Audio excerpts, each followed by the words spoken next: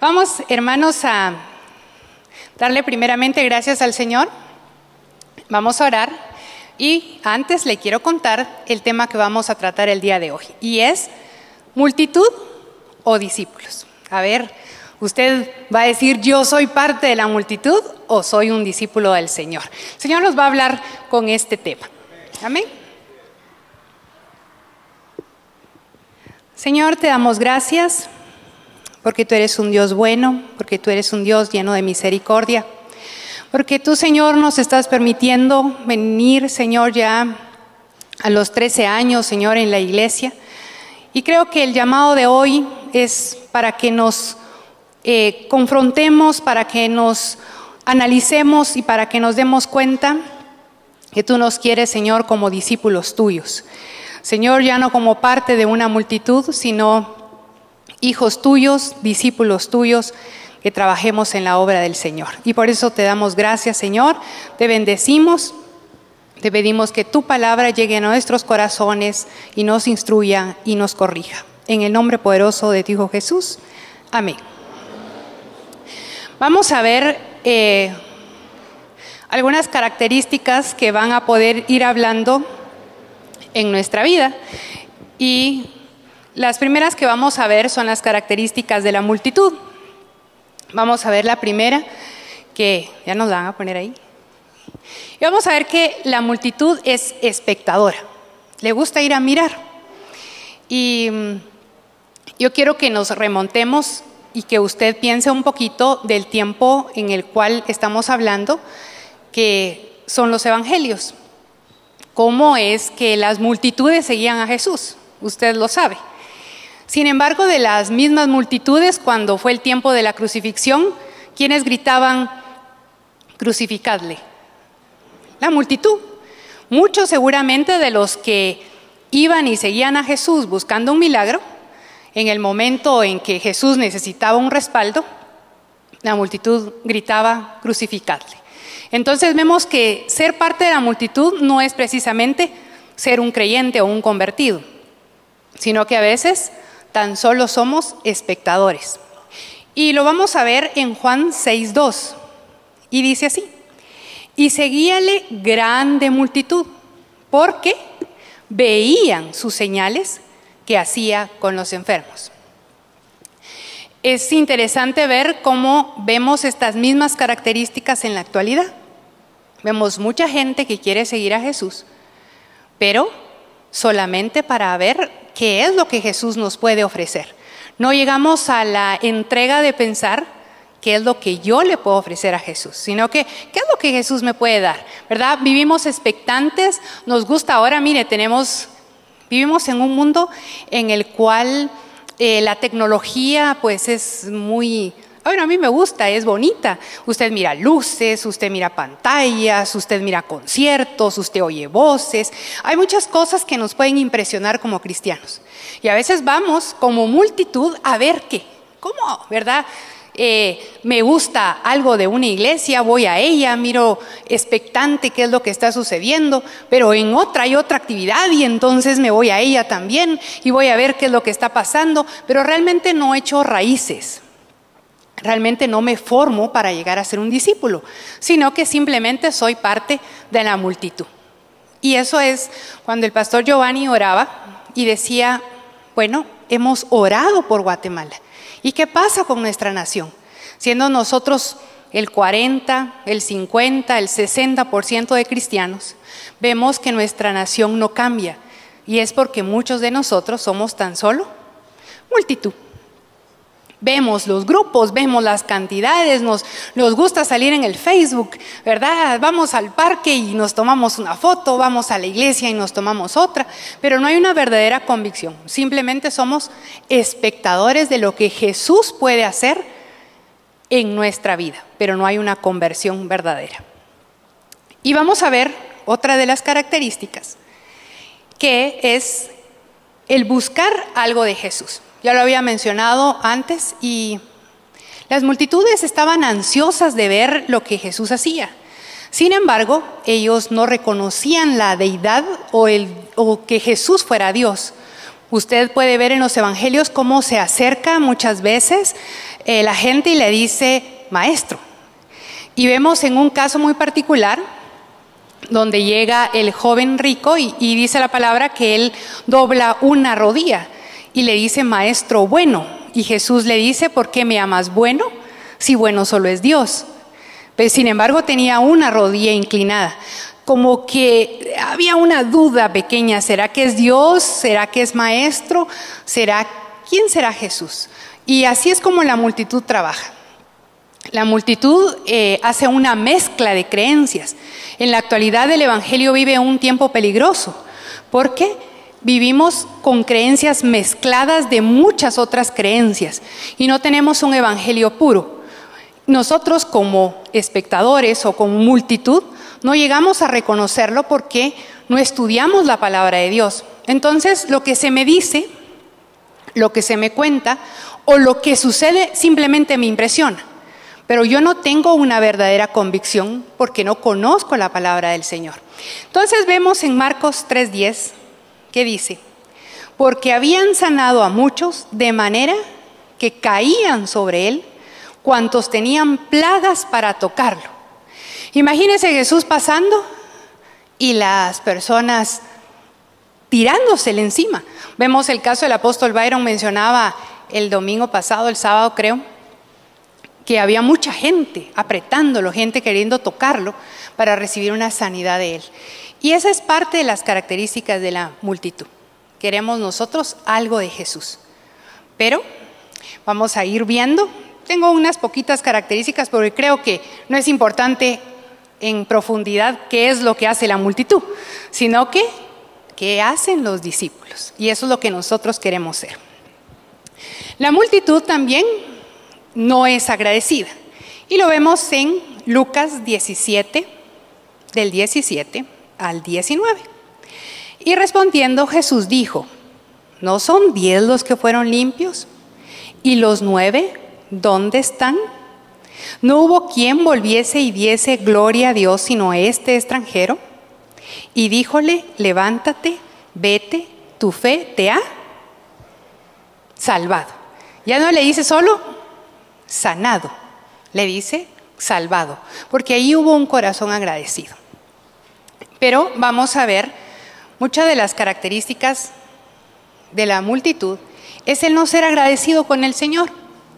Y me recordaba porque hace algunos sábados cuando dirigió Walter, tal vez usted lo recuerda porque yo creo que todos estábamos aquí, él decía, si a usted le hubieran diagnosticado una enfermedad de muerte, ¿se acuerda que lo dijo?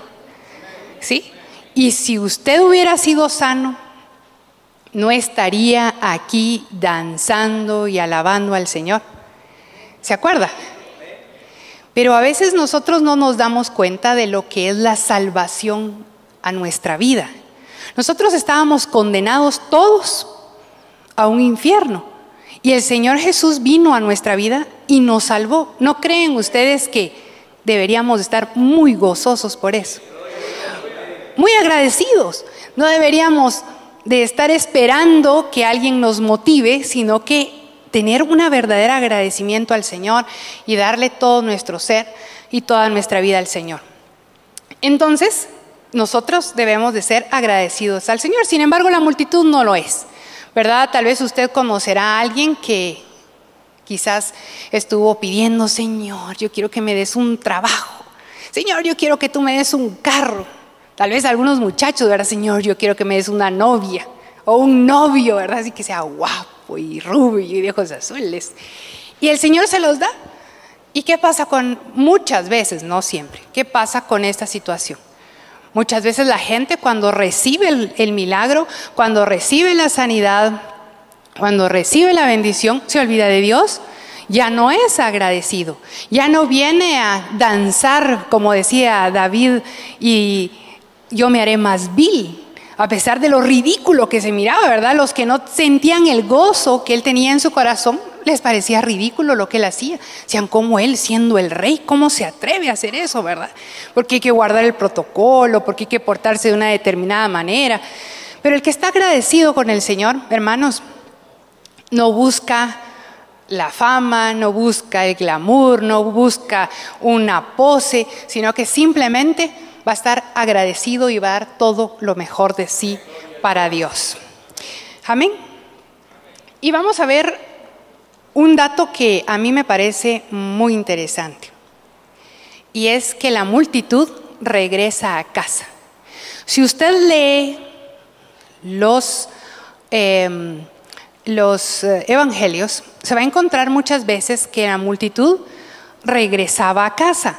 Y en una de estas ocasiones está en Mateo 8:3 y dice: Jesús, apenado por la multitud, y dice: y si los enviare en ayunas a sus casas, desmayarán en el camino. Y es cuando se hace el milagro del pan y de los peces. Pero aquí lo interesante no es precisamente la situación, sino que el que nosotros como multitud tenemos que regresar a nuestra casa. Usted sabe, la multitud no convivía con Jesús. Ellos lo seguían, buscaban los milagros, sin embargo, todos regresaban a donde vivían. Y esto representa no haber una verdadera conversión. El seguir viviendo en nuestro mismo estado, en nuestra misma circunstancia y en nuestra misma forma de vida. Creo que es algo que lastimosamente se está viendo mucho en la actualidad. Yo soy cristiano, yo creo en Jesús, pero yo llevo mi misma vida. O sea, regreso a casa, a mi casa, a las mismas costumbres, a la misma forma de vivir. Y Dios no quiere eso para nosotros. Quiere que nosotros podamos ser diferentes y que podamos ser sus discípulos. Cuando hablamos de multitud, también es importante reconocer que es una pertenencia de nuestra vida. Porque hay gente que dice, por ejemplo, bueno, yo como voy a una iglesia muy chiquita, entonces yo no soy parte de la multitud, porque las multitudes están allá en las megas iglesias. No, es que no es eso, es la actitud de vida la que me hace parte de la multitud o me hace parte de ser un discípulo. Yo puedo ser un discípulo en una mega iglesia, puedo ser un discípulo en una pequeña iglesia, o puedo ser una multitud en una pequeña iglesia, o una multitud en una gran iglesia, porque es mi actitud personal, es cómo yo tengo mi relación con Dios, qué es lo que yo busco de Jesús. Yo busco que Él me sane, me provea, me dé, porque yo me transformo en una persona egocéntrica. Fíjese cómo hemos llegado a creer que Jesús es Él, como que Él fuera, nosotros fuéramos el centro de Él. Así estamos manejando muchas veces el evangelio. Creemos que Jesús nos debe de sanar, Jesús nos debe de proveer, Jesús nos debe de hacer milagros, Jesús nos debe de restaurar, Jesús nos debe de hacer todo, Dios nos debe de hacer. ¿Y nosotros? Porque ahora está fácil. Yo no hago nada y que Jesús me dé todo. Yo me siento en la silla a esperar. Y usted se va a dar cuenta cuando vemos las características del discípulo que eso no es así. Entonces mucha gente se decepciona. Mucha gente viene y dice, bueno, pero yo fui a la iglesia, pero yo ofrendé, pero yo diezmé. ¿Y qué pasó? No, Dios no me respondió. ¿Y por qué? Si Dios me debe a mí responder. Entonces me decepciono de Dios, digo Dios no funciona y mejor hago mi vida.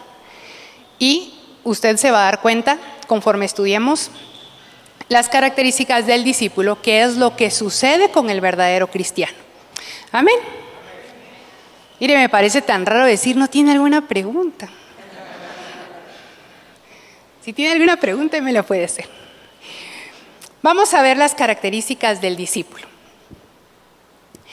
Fíjese pues, el discípulo oye el llamado y lo deja todo. Yo le puse a usted acá Mateo 4:20, pero si usted lee los evangelios va a ver conforme Jesús fue llamando a los discípulos en distintas circunstancias, cómo los discípulos lo dejaron todo. Y dice así, entonces ellos dejando, ¿cuándo, hermanos? Al instante, las redes lo siguieron. Y si usted lee otros evangelios, otras circunstancias, va a oír o va a leer la palabra al instante. Ellos no lo pensaron, no dijeron, bueno, tengo que evaluar y ahora de qué voy a vivir y qué voy a hacer y qué van a decir mis papás, porque muchos eran solteros. Sino que ellos recibieron el llamado de Jesús y lo dejaron todo al instante. Y eso es difícil, porque nosotros queremos seguir con nuestra vida. Jesús nos hace el llamado, todos somos llamados. Y sin embargo, cuando el Señor nos dice, no, pero tienes que dejar esto de tu vida o lo otro de tu vida, y ahí ya decimos nosotros, pero es que conforme vaya creciendo, porque al principio no, ¿verdad? Sino que tengo que madurar, tengo que crecer, tengo que hacer esto. Y es lo que le pasó al joven rico. Él llega y le dice, lo he cumplido todo. He cumplido las leyes, he dado a los pobres, y comienza, ¿verdad?, con su lista, y le dice Jesús, bueno, ahora sígueme. ¿Y qué le contesta? Déjame que tengo que enterrar, le dice ahí al padre, ¿verdad? Y parece que había fallecido. Pero lo que nos hace la relación en la Biblia es de que él no quería dejar lo que él amaba.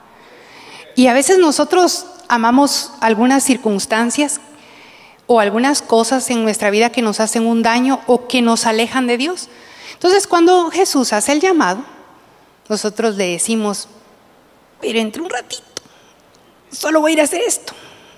Y ahí usted ya perdió. Usted tiene que dejar las cosas al instante, dejándolo todo. Y así es como Jesús hace el llamado a los discípulos y ellos obedecen la palabra y lo siguen. Después vemos que el discípulo convive y come en la mesa. Necesitamos, para ser discípulos, ser alimentados por la palabra, ser crecidos por la palabra. Aquí en la iglesia el Señor nos hizo ese llamado tan especial de poner discipulados. Y hay gente, mire, que ha llegado a los discipulados y dice, pero solo palabra, qué aburrido. Así tan alegre hacer juegos, tan alegre tomar el cafecito con pan, sí tan divertido que nosotros podamos tener tiempos de coinonía. Y ahí en Yeshua, solo palabra. Pero mire, hermano, si usted no se alimenta en su vida espiritual, ¿usted cómo está? Está débil. Si usted se pone, nosotros las mujeres que nos gusta ponernos a dieta, a veces, usted deja de comer, ¿verdad? Hay algunas dicen, mira, hasta el pelo se me está cayendo de la dieta que tengo. Nos ponemos débiles en nuestro cuerpo si nosotras o nosotros no nos alimentamos. Lo mismo en nuestra vida espiritual. Usted no puede venir y decir, como fui el sábado a la iglesia y ahí la pastora habló, hay unas cosas de discípulos, yo ya no voy a comer toda la semana. Hasta el otro domingo, que vuelva a ir. Porque usted, ¿cómo está? Está débil. Y cuando viene algún zarandeo del diablo, porque el diablo no descansa, él anda como león rugiente, habiendo quien devora. Y usted todo débil ahí, ¿verdad? Y ya no puede correr, no puede caminar, no puede hacer nada. Entonces usted necesita ser fortalecido por la palabra de Dios. Y aquí vamos a ver cómo es que Jesús les habla a sus discípulos en Mateo 26:20. Y dice, al atardecer estaba Jesús sentado a la mesa con los 12 discípulos. Estaba sentado con los 12 discípulos, no con la multitud. La multitud se había regresado a su casa. Estaba comiendo, seguro lo que ellos comían, haciendo su vida. Pero los discípulos estaban sentados con él. Y en esta parte es cuando Jesús da la Santa Cena, que va a haber el otro domingo, así que y el otro sábado, así que no lo vaya a faltar. Pero aquí lo importante de ver es de que necesitamos el convivir con Jesús. Y eso lo tenemos que hacer todos los días, todo el tiempo. ¿Por medio de qué? Por medio de la oración, por medio del ayuno, por medio de leer la palabra y por medio de estar usted, su espíritu conectado al de Dios. Va a decir usted cuando usted va al carro, ¿verdad? Usted dice, Señor, que el tránsito esté más ligero. ¿Verdad? Usted dice, Señor, que mis hijos estén bien en el colegio. Pero estamos platicando con Dios todo el tiempo. ¿O usted se acuerda de Dios ahí de vez en cuando? ¿Verdad que no? Porque nosotros somos discípulos de Dios y entonces tenemos esa comunión continua con el Señor. Vamos a ver cómo es que Dios a sus discípulos, no a la multitud, a los discípulos, les da un poder y les da una autoridad. Y ahí hay una diferencia. Ahora creemos que las multitudes, aquel que sigue, aquel que mira, aquel que decreta, ese es el que tiene la autoridad. No es así. Y lo vamos a leer en Mateo 10. Y dice, llamando a sus 12 discípulos. Fíjese que es interesante que usted vea en la Biblia que habían más discípulos, más de los 12, pero los 12 eran su círculo cercano. Hay una parte en la cual usted puede leer cuando Jesús habla a los fariseos, que los discípulos, algunos se comienzan a ir, dice, porque dicen, palabra dura es esta. Y se retiran los discípulos y Jesús les dice a los 12, y hace referencia clara la Biblia ahí, dice, y le pregunta a los 12, ¿ustedes también quieren irse? Y ahí es donde los discípulos responden, solo tú tienes palabras de vida eterna. Entonces habían más discípulos. Sin embargo, el círculo cercano, 12. Y llamó a los 12 discípulos. Y Jesús les dio poder, que es autoridad sobre los espíritus inmundos para expulsarlos y para sanar toda enfermedad y toda dolencia. Porque es importante que la iglesia sepa cuál es la autoridad delegada por Dios a sus discípulos, porque usted tiene esa delegación de parte de Dios para su vida.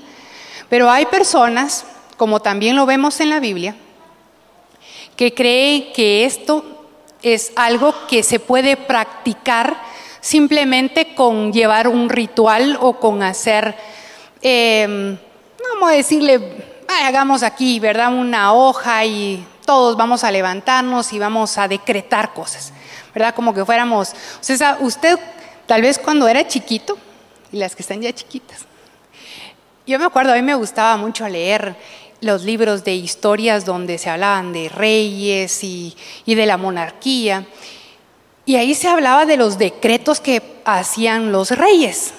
No sé si usted tal vez ha tenido la oportunidad de leer. Entonces los reyes hacían grandes decretos y los podían hacer de lo más absurdo. Ellos decretaban, por ejemplo, que todo el mundo saliera y que le pegara el sol de las 12 del día, y se hacía el decreto y todo el pueblo tenía que seguir esa norma. Es casi como decir ahora las leyes, ¿verdad? Que usted dicen, no se parquee aquí, y usted lo tiene que hacer. Pero en este caso, en el caso de la palabra de Dios, nos hace una clara mención que Dios delega un poder y delega una autoridad. Y esa es la autoridad que nosotros como sus hijos, como discípulos de Dios, tenemos. Amén. No puede, por eso la palabra, nosotros guiados con la palabra nos habla acerca de que un neófito no puede enseñar. ¿Qué es un neófito, hermanos? Alguien que es recién convertido, ¿verdad? Es nuevo, ahí es neo, ¿verdad? No puede enseñar a alguien que no tiene todavía el tiempo. Usted no mira que Jesús haya delegado esta autoridad a los discípulos, recién los llamó. Usted no dice, y dejando las redes al instante, y Jesús les dijo, yo les delego la autoridad. ¿Verdad que no lo ve así? Pasó un tiempo en el cual los discípulos convivieron con Él y pasaron muchas circunstancias difíciles, buenas, en el cual Jesús les enseñaba, los formaba, ellos iban creciendo, iban madurando, y entonces viene Jesús y delega en ellos esta autoridad y este poder. Pero tenemos que pasar ese proceso, porque mucha gente se pierde cuando tiene un poquito de poder. ¿Sí o no? Y usted lo puede saber, ¿verdad? En la vida secular lo vemos como un poquito. Y es porque todavía uno es muy inmaduro. Entonces tenemos que esperar el tiempo de Dios. No es mi tiempo, es el tiempo del Señor. Porque a veces queremos, ¿verdad? Señor, ya. Imagínese, yo esperé 13 años para estar aquí. Imagínese que hubiera dicho, bueno, si no me dan a mí el micrófono el sábado, entonces yo voy de la iglesia. Eso no es servir a Dios. El discípulo sirve a Dios en todo tiempo, en todo lugar.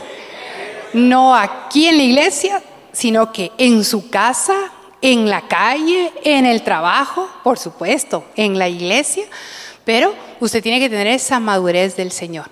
Amén. Después vamos a ver cómo pasamos de esta etapa, porque fíjese que es lindo que usted sea un discípulo de Dios. Dios nos está haciendo ese llamado a todos nosotros, el llegar y poder entender, bueno, tal vez fuimos parte de la multitud en un momento, pero no vamos a vivir todo el tiempo siendo parte de la multitud, no vamos a vivir todo el tiempo viendo a Jesús de lejos, todos amontonados, todos apuñuscados, y ahí está Jesús, tal vez me hace un milagro. Eso no es lo que quiere Dios para nosotros.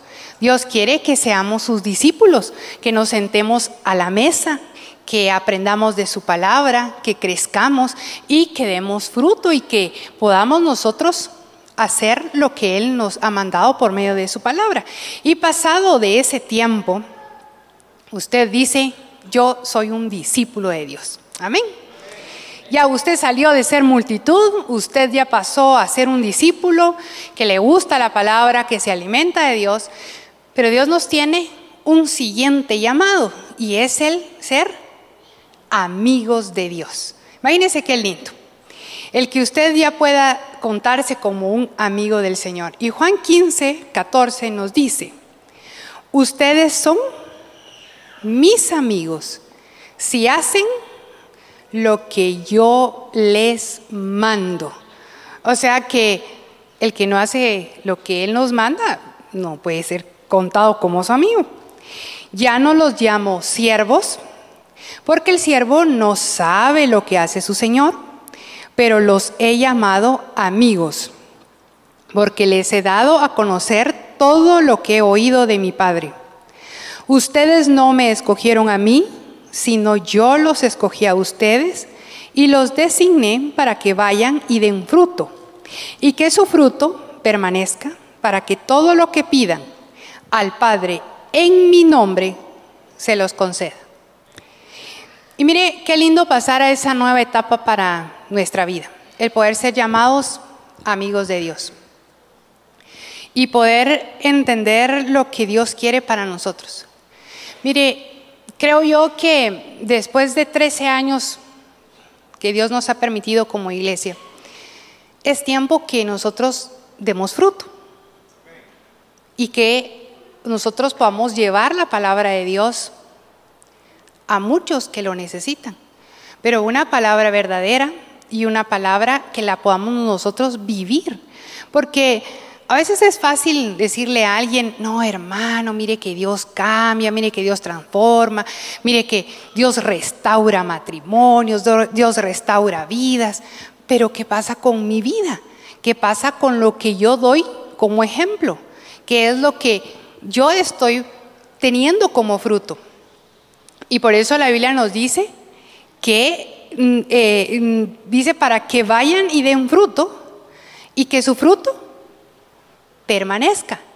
Porque usted puede dar fruto así momentáneo, ¿verdad? Le pusieron ahí su abono y creció rapidito y dio fruto. Ahora le voy a contar una anécdota. Ahí en el patio de nuestra casa salió una pequeña milpa. Y ahí está, ¿verdad? Y nosotros dijimos, ala, ya le va a salir el elote. Bueno, le salió el moñito así a la cosita. Y hemos pasado esperando, ya tiene como un mes o dos, creo yo.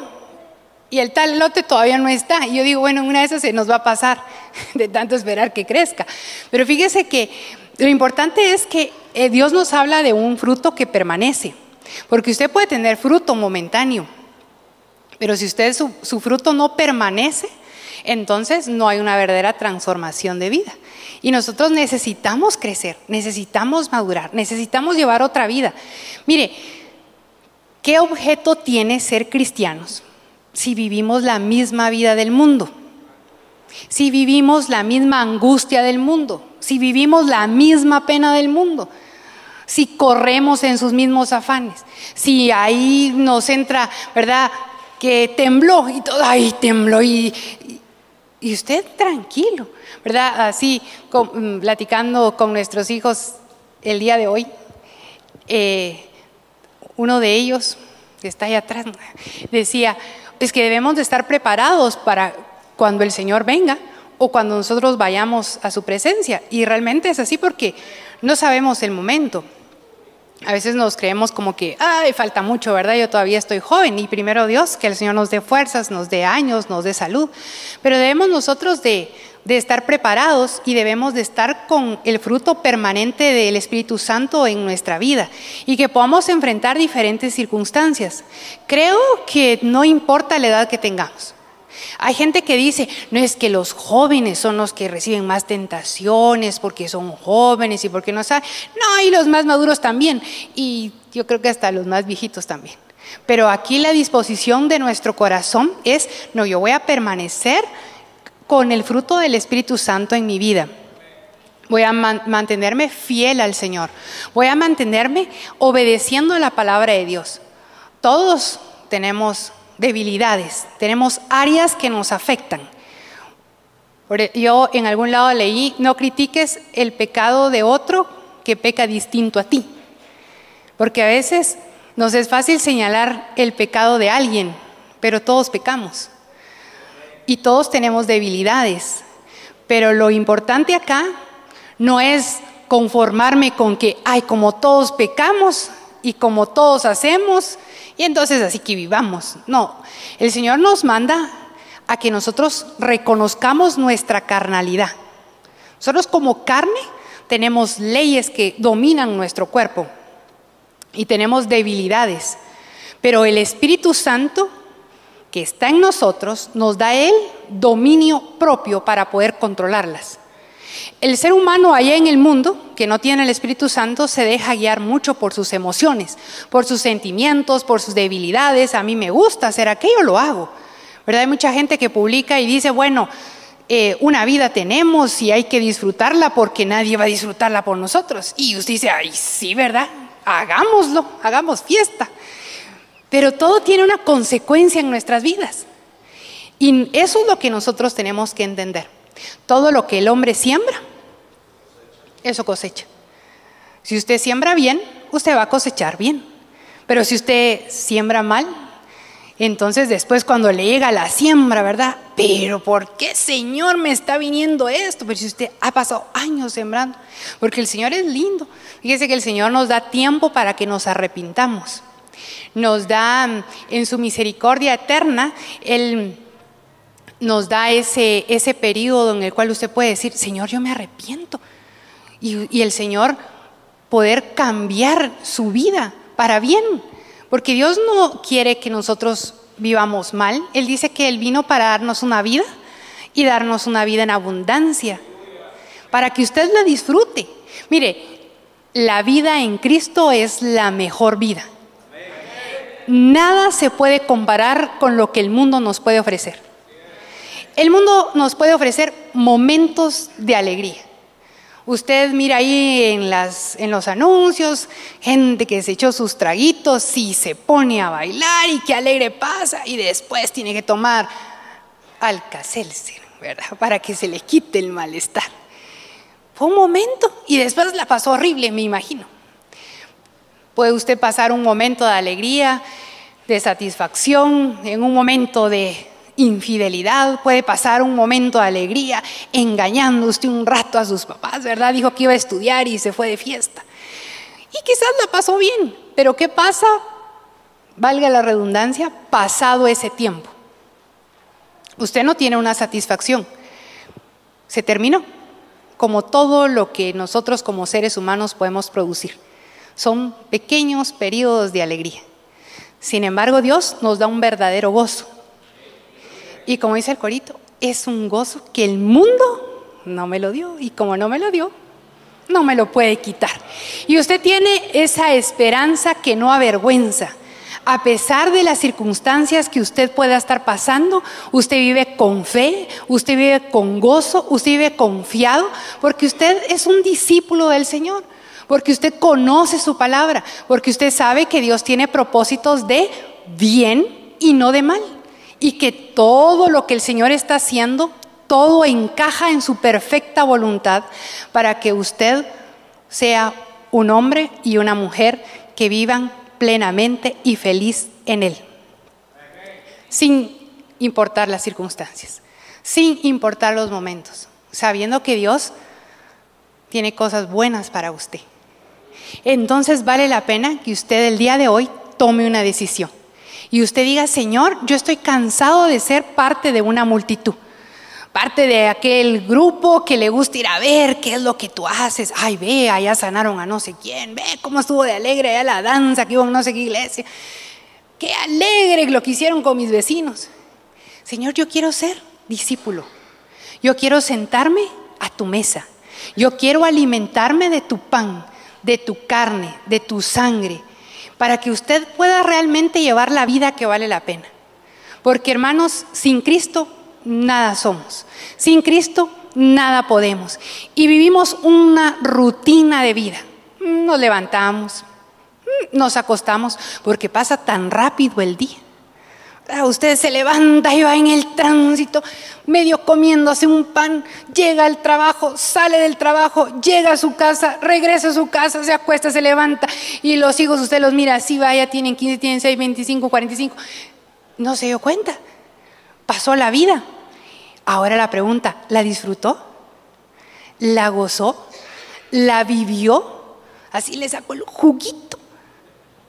¿O simplemente solo la ha visto pasar? Entonces el Señor nos da esa diferencia. Y fíjese que el Señor es tan lindo porque dice que a los suyos les da ese privilegio de poder gozar. El impío nunca se sacia. El impío siempre quiere algo más. Usted puede ver y dice: ala, pero ¿cómo es posible que roben tanto, verdad? Ahora es el tema del momento, ¿verdad? Y si son millones, ¿y para qué? Porque el impío nunca se sacia. Siempre quiere algo más porque hay un vacío en su interior que necesita ser llenado. Y entonces se buscan formas de satisfacciones momentáneas. Bueno, y unos es el dinero, otros es el poder, otros es el sexo, otros son otras circunstancias, pero siempre hay un vacío interior en el ser humano que solo lo puede llenar el Señor. El Señor llega, nos llena y nos da una verdadera forma nueva de ver la vida. Y entonces, a pesar de que nos seguimos levantando a la misma hora, seguimos trabajando en el mismo lugar, seguimos viendo a nuestra esposa, a nuestro esposo, usted disfruta cada momento. Y usted va en el carro y va con los coritos y va alabando. El tránsito está así, usted dice: ay, mejor, ¿verdad? Porque así tengo más tiempo de alabar a Dios. Usted viene y usted va al trabajo y dice: ala, qué buenísimo, hay bastante trabajo y hoy voy a dar mi buen testimonio. Van a ver que yo soy un buen trabajador porque yo tengo al Señor en mi vida. Y usted lleva ese gozo que no es una sonrisa, sino que es el tener a Dios en su corazón y hacer todas las cosas con entusiasmo. Y levantándose todos los días y diciendo: Dios tiene una nueva misericordia para mí. Imagínense qué lindo. Dios es... ay, es que Dios es tan lindo. Sí, Dios es hermoso porque usted se levanta y tal vez, ¿verdad?, va abriendo los ojitos. Y primer regalo, estar vivo. Porque si ya sí los pudo abrir, ya, ¿verdad? Y si está respirando y ya se puede bajar de la cama, otro regalo más. Y ya se levanta usted agradecido con el Señor. Señor, estoy agradecido porque tú me has permitido estar aquí. Porque no solo a usted, ¿verdad?, sino que a su cónyuge que está a la par y a sus hijos. Y ya comienza, ¿verdad?, el relajo cuando uno tiene hijos chiquitos, ¿verdad?, que la lonchera, que el bolsón, que ya nos vamos, que si el bus lo va a dejar. Pero usted está disfrutando su vida. El Señor quiere que tengamos una vida en abundancia. Y yo lo que le quiero invitar a usted esta noche es que realmente recapacite, que podamos todos entender lo que Dios tiene para nosotros, lo que Dios quiere que nosotros vivamos. Si nos hemos enrolado a vivir una rutina, si nos hemos alejado y hemos llegado a ser, tal vez usted dice: yo un tiempo fui discípulo, pero ahora me convertí en multitud. Bueno, pues hoy es el tiempo en que podamos retomar esa disposición en nuestro corazón, porque eso lo decidimos nosotros, hermano. Dice que Jesús es un caballero y toca la puerta, ¿verdad? Y usted: estoy ocupado. Entonces, usted no abre. Pero esa disposición, ¿de quién es? es suya y mía. Entonces soy yo el que tengo que disponer mi tiempo, el que yo tengo que buscar del Señor, el que yo tengo que orar, el que yo tengo que ayunar. Y comiéncelo haciendo despacio, ¿verdad? Hay gente que dice, no, ahora sí voy con toda la disposición y no voy a dormir 5 horas orando al Señor por toda la semana que no oré, ¿verdad? Y usted a la media hora. Y de ahí dice, ay, no puede ser, ¿verdad? Yo no sirvo para discípulo. No, hermano, sí sirve. El Señor nos hace un llamado y dice, id y haced discípulos. O sea que no son 12, no son 15, somos todos nosotros. Pero tenemos que tener la disposición en nuestro corazón de ser discípulo del Señor. Amén. Así que le invito que se ponga de pie. Y vamos a orar y vamos a pedirle al Señor que Él nos ayude a cambiar nuestra mente, a que el Espíritu Santo nos dé el dominio propio para que podamos dejar las cosas que nos alejan de Dios. Cada uno de nosotros sabe qué es lo que nos aleja del Señor. Lo importante es que el Señor nos ayude para que esto realmente no sea una excusa, sino que le busquemos con todo nuestro corazón. Amén. Señor, te damos gracias porque tú eres un Dios bueno. Gracias, Señor, porque tú en tu infinita misericordia, Señor, nos das el tiempo para que podamos acercarnos a ti, porque tú nos hablas, porque tú nos dices, Señor, Padre, que ya no quieres que seamos parte de una multitud, que tú no quieres que te veamos de lejos, que digamos, ay, ahí va pasando Jesús, sino que podamos, Señor, hacer un compromiso delante de ti para acercarnos a tu presencia, para comer de tu mesa. Y hoy, Señor, yo quiero pedirte por cada uno de los hombres, mujeres que están acá, Señor, en tu iglesia, Padre, que han dispuesto este tiempo para venir a recibir de tu palabra.